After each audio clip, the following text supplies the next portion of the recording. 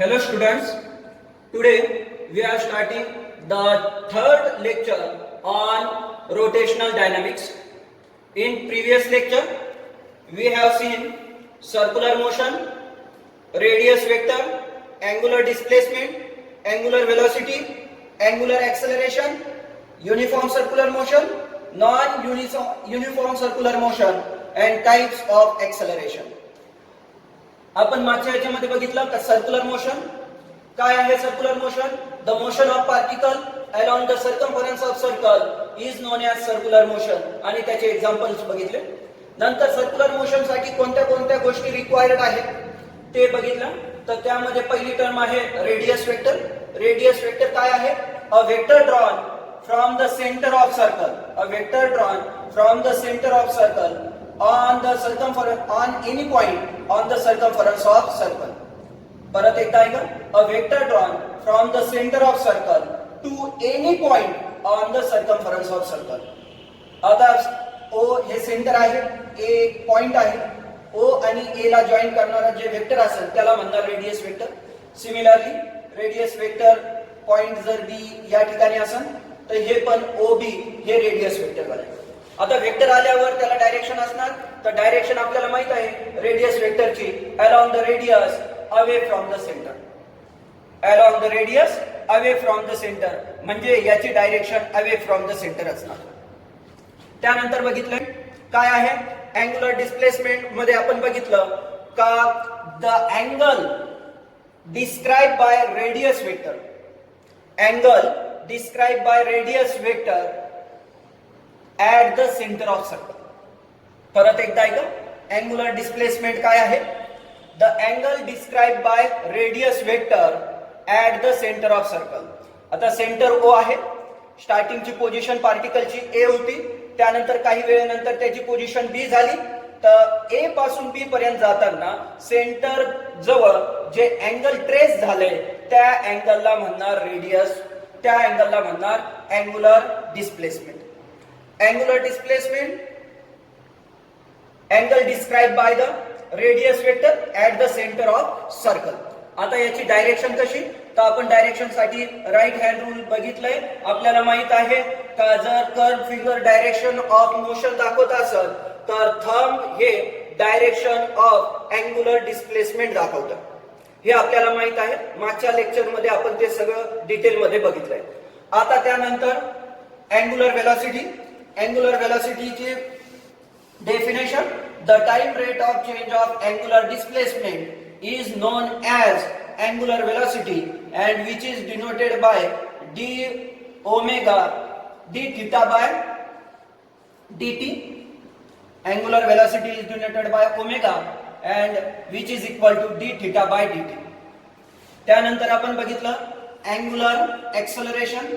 Angular acceleration काय आहे? The time rate of change of angular velocity with respect to time is known as angular acceleration. The rate of change of angular velocity is called angular acceleration. त्यानंतर आपण बघितलं का uniform circular motion. Uniform circular motion ही एक circular motion आहे पण त्यामध्ये जी motion आहे त्याचं स्पीड जे आहे ते कॉन्स्टंट राहतं. स्पीड कॉन्स्टंट राहतं आणि स्पीड म्हणजेच काय? Magnitude of velocity.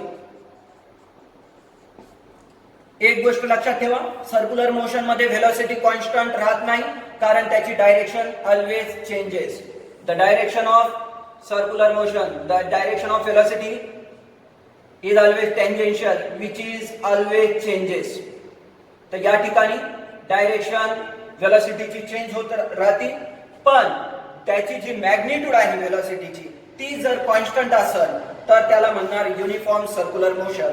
आणि युनिफॉर्म सर्क्युलर मोशनच्या वेळेस जे युनिफॉर्म सर्क्युलर मोशन साठी रिस्पॉन्सिबल आहे ते आहे centripetal acceleration which is directed toward the centre. हे आपण मागच्या लेक्चर मध्ये बघितलेलं आहे डिटेल मध्ये. आता नॉन युनिफॉर्म सर्क्युलर मोशन काय आहे? का ज्या सर्क्युलर मोशन मध्ये स्पीड हे कॉन्स्टंट राहत नाही, स्पीड कॉन्स्टंट राहत नाही त्याला म्हणणार नॉन युनिफॉर्म सर्क्युलर मोशन. म्हणजे magnitude of velocity changes direction change होते हे तर आपल्याला माहितच आहे, कारण ती सर्क्युलर मोशन आहे. पण त्याचबरोबर जे स्पीड आहे ते पण चेंज होतं, त्याला म्हणणार नॉन युनिफॉर्म सर्क्युलर मोशन. आणि या ठिकाणी युनिफॉर्म सर्क्युलर मोशन मध्ये कोणतं ऍक्सेलरेशन असतं आणि नॉन युनिफॉर्म सर्क्युलर मोशन मध्ये कोणतं ऍक्सेलरेशन असतं त्याबद्दल आपण चर्चा केली होती.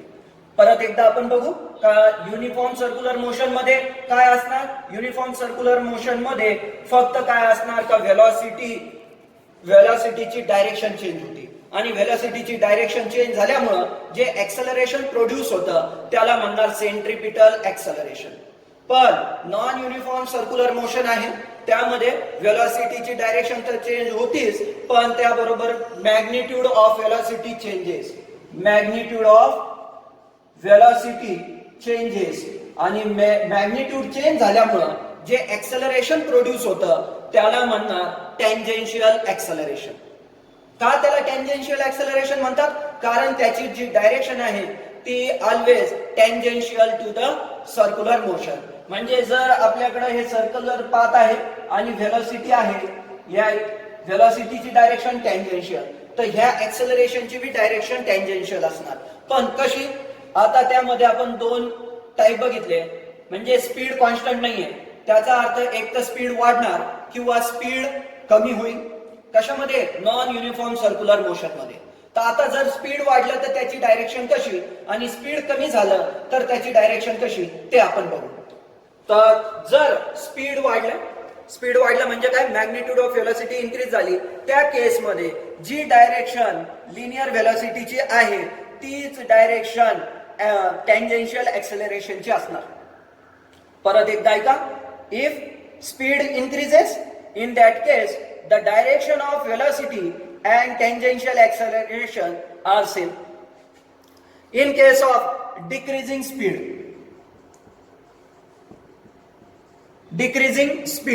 काय होईल? जर स्पीड डिक्रीज होत असेल तर जी डायरेक्शन आहे कोणाची? टँजेन्शियल ऍक्सेलरेशनची, ती अपोजिट असणार कोणाला? व्हेलॉसिटीला. The direction of velocity and direction of acceleration are opposite to each other. आता हे झालं आपलं कोणतं? टँजेन्शियल ऍक्सेलरेशन बद्दल. आता आपण पुढचा टॉपिक बघणार का अँग्युलर ऍक्सेलरेशन मध्ये त्याची डायरेक्शन कशी असणार. तर सगळ्यात अगोदर अँग्युलर ऍक्सेलरेशन का प्रोड्यूस होतं? हे पण angular acceleration non uniform circular motion मध्येच प्रोड्यूस होतं. म्हणजे काय? आता या ठिकाणी अँग्युलर ऍक्सेलरेशन बघा. नॉन युनिफॉर्म सर्क्युलर मोशन मध्ये व्ही बारची मॅग्निट्यूड चेंज होती, त्यामुळं ओमेगा बारची बी मॅग्निट्यूड चेंज होणार. का? कारण आपल्याला माहिती आहे v is equal to r omega. तर व्ही ची मॅग्निट्यूड चेंज झाली तर आर ची पण मॅग्निट्यूड चेंज होणार आणि व्ही ची मॅग्निट्यूड चेंज झाली तर ओमेगाची पण मॅग्निट्यूड चेंज होणार आणि ओमेगाची मॅग्निट्यूड चेंज झाल्यामुळं अल्फाची पण व्हॅल्यू चेंज होणार. म्हणजे काय झालं? आता या ठिकाणी अँग्युलर ऍक्सेलरेशन काय असणार? The rate of change of angular velocity is called angular acceleration. आणि त्याची डायरेक्शन, याची डायरेक्शन पण आपण बघणार. जे आपण राईट हँड रूल बघितलं त्यामध्ये आपण ओमेगाची डायरेक्शन बघितली होती. सिमिलर केस यामध्ये बी आहे. कसे? जर स्पीड इन्क्रीज होत असेल म्हणजे ओमेगाची व्हॅल्यू इन्क्रीज होत असेल तर त्या केसमध्ये ओमेगा बार आणि अल्फा बार दोघांची डायरेक्शन सेम आहे. म्हणजे कोणतं? जे अँग्युलर ऍक्सेलरेशन आहे त्याची डायरेक्शन आणि अँग्युलर व्हेलॉसिटी दोघांची डायरेक्शन सेम असणार. आता जर स्पीड डिक्रीज होत असेल तर त्या केसमध्ये अँग्युलर व्हेलॉसिटीची डायरेक्शन आणि अल्फाची डायरेक्शन अपोजिट असणार. म्हणजे डायरेक्शन ऑफ अल्फा म्हणजे काय? Angular acceleration is opposite to the direction of omega. जसं इकडे आपण टँजेन्शियल मध्ये बघितलं, सिमिलर केस या ठिकाणी बी आहे. म्हणजे जर स्पीड इन्क्रीज होत असेल ओमेगा बार आणि अल्फा बारची डायरेक्शन सेम असणार आणि जर स्पीड डिक्रीज होत असेल तर ओमेगा आणि अल्फा बारची डायरेक्शन अपोजिट असणार. तर या ठिकाणी आपण जे समरी आहे ऍक्सेलरेशनची ते बघू. तर आपण 3 टाईपचे ऍक्सेलरेशन बघितले आणि त्या 3 टाईप मध्ये आपण बघितलं का सेंट्रिपिटल ऍक्सलरेशन कधी होणार, तर सेंट्रिपिटल ऍक्सलरेशन फक्त युनिफॉर्म सर्क्युलर मोशन मध्ये होणार, हे लक्षात ठेवा. सेंट्रिपिटल युनिफॉर्म सर्क्युलर मोशन मध्ये एकच ऍक्सलरेशन आहे आणि ते म्हणजे सेंट्रिपिटल ऍक्सलरेशन. तुम्ही म्हणणार what's about tangential and angular. Tangential acceleration हे 0 असणार. का? कारण या ठिकाणी magnitude of velocity does not changes in uniform circular motion. त्यामुळे टेंजेन्शियल UCM मध्ये काय असणार, centripetal acceleration which is denoted by A(C) और A(R). आपण दोघांपैकी काही घेऊ शकतो. सध्या आपण A(C) घेऊ. Centripetal acceleration uniform circular motion मध्ये सेंट्रिपिटल ऍक्सलरेशन असणार. What's about tangential acceleration. Tangential acceleration हे 0 असणार. का? v ची व्हॅल्यू ही कॉन्स्टंट आहे. डायरेक्शन चेंज होती पण मॅग्निट्यूड कॉन्स्टंट असल्यामुळे AT = 0. नंतर पुढं आपण काय बघणार, युनिफॉर्म सर्क्युलर मोशन मध्ये अँग्युलर व्हेलॉसिटी च्या व्हॅल्यू काय असणार, तर अँग्युलर ऍक्सलरेशन. बघा, सेंट्रिपिटल ऍक्सलरेशन, टेंजेन्शियल ऍक्सलरेशन आणि आता लास्ट आहे अँग्युलर ऍक्सलरेशन. तर अँग्युलर ऍक्सलरेशन पण 0 असणार. तुम्ही म्हणणार का? कारण या ठिकाणी v बार ची मॅग्निट्यूड कॉन्स्टंट आहे. तर v बार ची मॅग्निट्यूड कॉन्स्टंट असल्यामुळे ओमेगा बार ची मॅग्निट्यूड बी कॉन्स्टंट असणार. कारण v = r ओमेगा हे आपल्याला माहित आहे आणि त्याच्या बेसवर alpha d omega by dt, alpha d omega by dt हे कॉन्स्टंट आहे आणि कॉन्स्टंटचं डेरिव्हेटिव्ह 0 असतं हे आपल्याला माहित आहे. तर युनिफॉर्म सर्क्युलर मोशन मध्ये आपल्याला फिक्स डोक्यात ठेवायचं काय असणार, फक्त कोणतं असणार, सेंट्रिपिटल ऍक्सलरेशन असणार. टेंजेन्शियल अँड अँग्युलर ऍक्सलरेशन 0 असणार.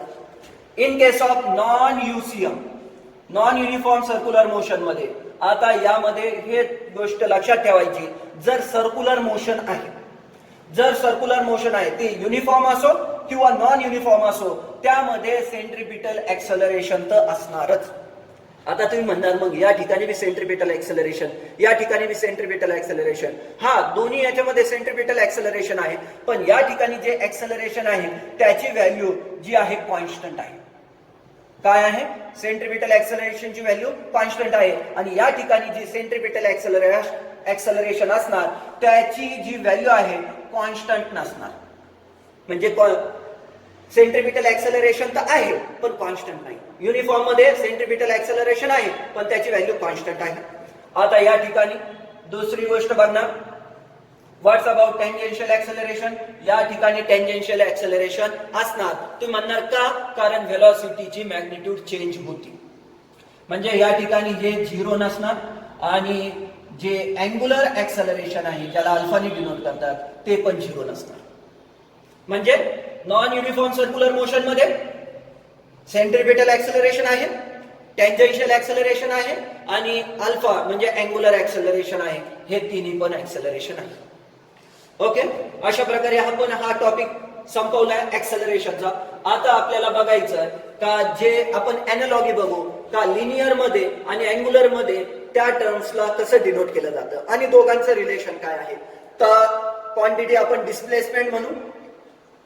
जर लिनियर असेल किंवा ट्रान्सलेटरी मोशन असेल त्यामध्ये डिस्प्लेसमेंटला डिनोट करण्यासाठी यस यूज केलं जातं आणि अँग्युलर मध्ये डिस्प्लेसमेंटला यूज करण्यासाठी थिटा यूज केलं जातं हे आपल्याला माहित आहे.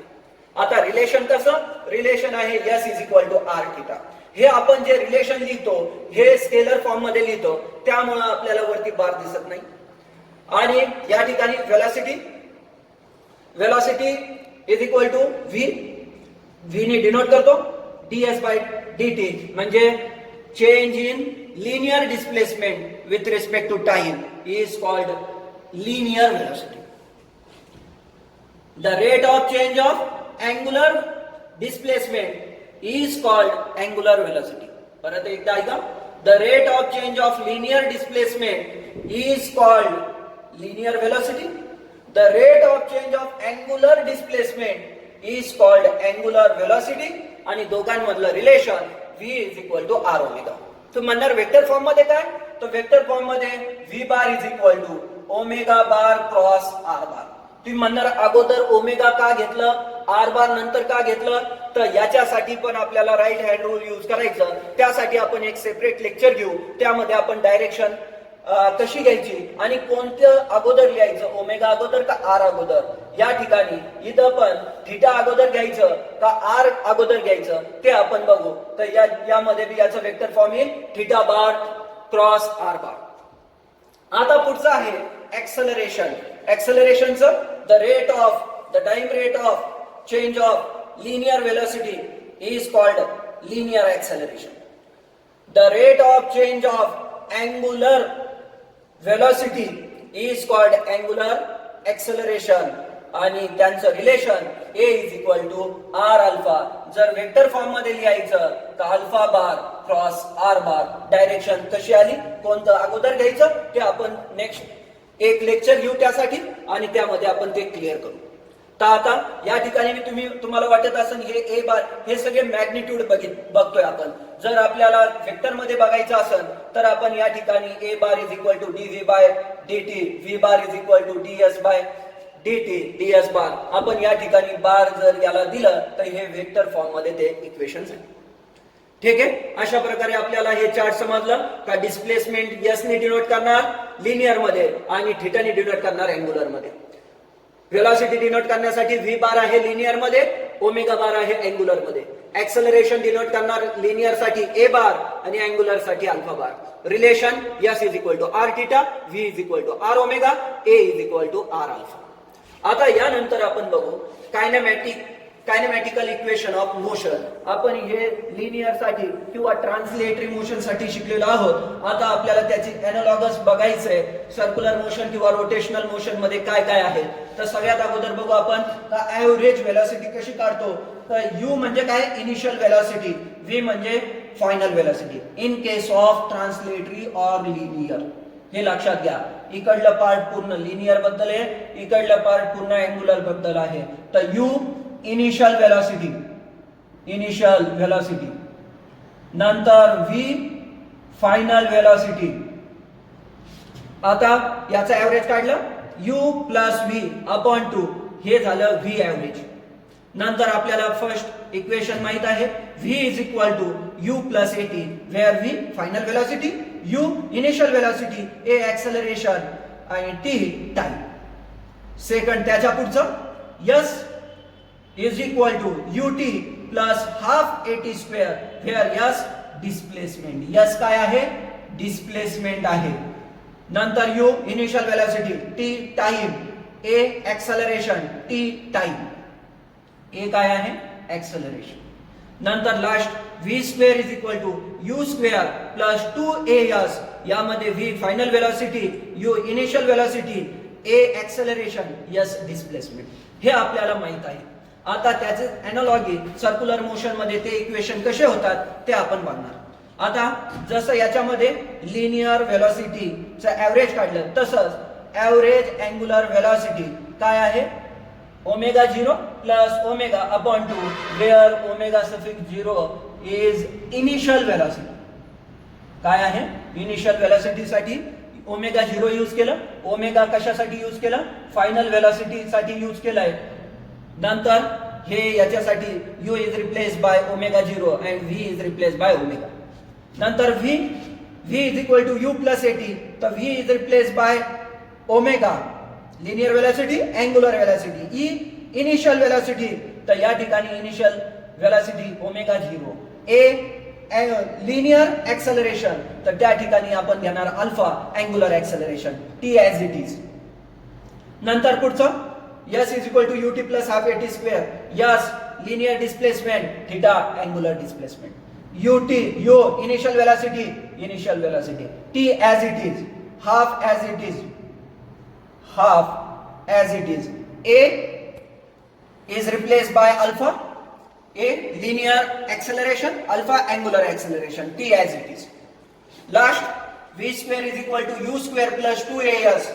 v final velocity, omega final velocity, u initial velocity, omega 0 initial velocity, 2 as it is, a linear acceleration, alpha angular acceleration, s linear displacement, theta angular displacement. समजलंय? एकदा परत बघा. V average U plus V upon 2, omega average omega 0 plus omega upon 2, V is equal to U plus AT, omega is equal to omega 0 plus alpha t, S is equal to ut plus half AT square, theta is equal to omega 0 t plus half alpha t square. V square is equal to U square plus 2as, omega square is equal to omega 0 square plus 2 alpha theta.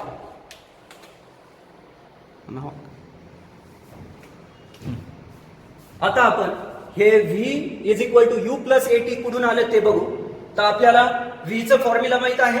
या ठिकाणी आपल्याला V average माहित आहे U plus V upon 2. आता या ठिकाणी आपल्याला ऍक्सलरेशनचं बी formula माहित आहे. Acceleration is equal to dv by dt. आता या ठिकाणी dv म्हणजे काय, चेंज इन व्हेलॉसिटी. तर आता चेंज इन व्हेलॉसिटी साठी मी काय लिहितो, v minus u. Change in velocity साठी काय लिहिलं, v मायनस u. आणि dt टाइम, तर स्टार्टिंगला समजा आपण 0 टाइम पासून t टाइम पर्यंत आपण ते कन्सिडर केलं, तर हे होईल t मायनस 0. तर t मायनस 0. तर या ठिकाणी काय होईल, a is equal to v minus u upon t. तर या ठिकाणी हे t a बरोबर जाईल, तर at is equal to v minus u. तर आपल्याला फॉर्म्युला असा आहे, v इज इक्वल टू, तर मायनस u आहे त्याला आपण इकडे घेऊ. तर काय भेटेल आपल्याला, v जसं आहे तसं ठेवलं तिथं, आणि is equal to v is equal to, आता काय करणार, u मायनस आहे इकडे गेल्यावर प्लस होईल, u प्लस at. तर आपला हा फॉर्म्युला डिराइव्ह झालाय, v is equal to u plus at. आता दुसरा एक फॉर्म्युला आहे. दुसरा फॉर्म्युला इथं आपल्याला माहित आहे, s is equal to ut plus half at square. हा फॉर्म्युला कुठून आला, तर आपण त्यासाठी बघू. आपल्याला माहित आहे s is equal to v average into t. तुम्ही म्हणणार कुठून आणलं, तर आपल्याला व्हेलॉसिटीचा फॉर्म्युला माहित आहे, velocity is equal to displacement upon time. तर s is equal to v into t. आता या ठिकाणी आपण लिहिलेलं आहे v ॲव्हरेज. काय आहे v ॲव्हरेजची व्हॅल्यू, आपण या ठिकाणी टाकू u plus v upon 2 into t. आता आपण काय करू, याला इकडे मल्टिप्लाय करून घेऊ.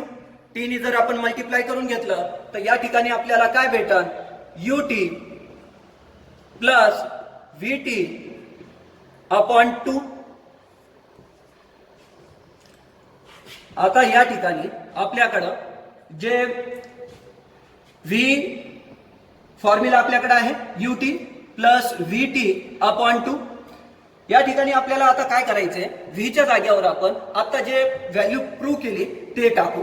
म्हणजे काय आहे, ut प्लस v च्या जागेवर आपण टाकणार u प्लस at, आणि हे बाहेर t ऍज इट इज, आणि अपॉन 2. आता काय होईल या ठिकाणी, ut plus u into t, म्हणजे ut t ने मल्टिप्लाय करतोय बघा, t ने u ला मल्टिप्लाय केलं ut, नंतर at ला मल्टिप्लाय केलं तर at स्क्वेअर, आणि अपॉन 2 जसं आहे तसं. त्यानंतर काय होईल याचं, ut आणि ut म्हणजे 2ut प्लस at स्क्वेअर. आता अपॉन 2 आहे, तर आपण त्याला सेपरेट 2 देऊ. 2 ut च्या खाली पण लिहू, आणि हे 2 at स्क्वेअरच्या खाली पण लिहू. ऍडिशन असलं तर आपण असं करू शकतो, मल्टिप्लिकेशन असेल तर आपण असं करू शकत नाही, आपल्याला दोघांपैकी एकाच्या खालीच लिहावं लागेल. तर आपण 2 कॅन्सल करणार, तर काय भेटलं, ut. आता इथं अपॉन 2 आहे, त्याला मी लिहितो 1 अपॉन 2 आणि at स्क्वेअर. ही व्हॅल्यू कशाची आहे, ही s ची व्हॅल्यू आहे. तर s is equal to ut plus half at square. हे आपलं प्रूव्ह झालंय. आता राहिलं तिसरं फॉर्म्युला, v स्क्वेअर. आता थर्ड फॉर्म्युला आपण बघू. कोणता फॉर्म्युला आहे, v square is equal to u square plus 2as. तर त्यासाठी आपण पहिला फॉर्म्युला बघू. काय आहे, v is equal to u plus at. v is equal to u plus at. आता आपण काय करू, याचं स्क्वेअरिंग करू. Squaring both side. काय भेटन आपल्याला, इकडे भेटन v स्क्वेअर, इकडे काय भेटन u plus at bracket square.